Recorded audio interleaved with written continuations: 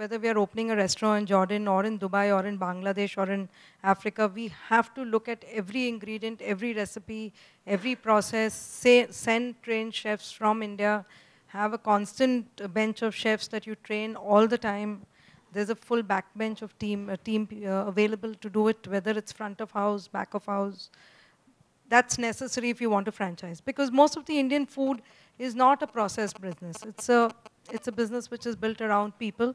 And that's the strength of Indian food, that it's served up with a lot of, a lot of handling, a lot of love which goes into the preparation. So that's what we stand for. And all our restaurants do well internationally because there are very few international restaurants that use the format that Indian food uses. So, but just invest in a bank of chefs that you have to have with you who are trained constantly and that you can supply to people at short notice. I mean, that's what we do.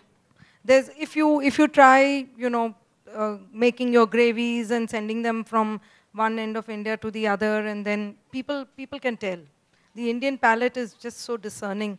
They can tell that it's a frozen gravy and they will reject it. So you've got to serve it up with love.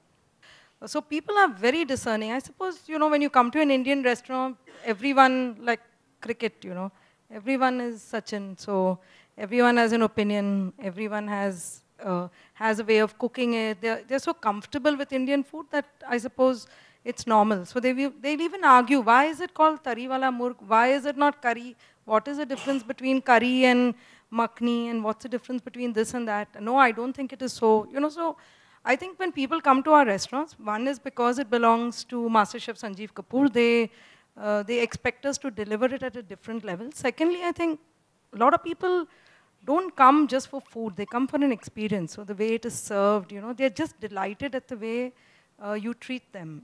So whereas yours must be a convenience, and ours it's an experience. They sit there for 1.5 hours. They must be, they must be, I'm sure they're analyzing, taking some more gravy, ordering another roti. I mean, it's like a complete experience. Something that to me, I think it's more like an escape when I see people sitting in my restaurants.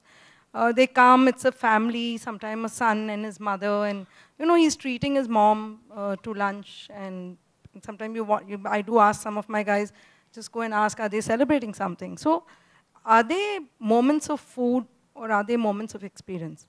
And you find the same people coming back, and they are almost part of your restaurant. They're not people passing by. They come again and again and again, and they offer suggestions on what to do. And I think the restaurant business is built like that. It is built by having consumers that come to you over 10 years. Each consumer could be worth ₹1 lakh. So it's not just the roti. They are a family that going to come back. They're coming back for their anniversaries. They're coming back for their birthdays. They like their food cooked in a particular way, and that's what we're here to do. So.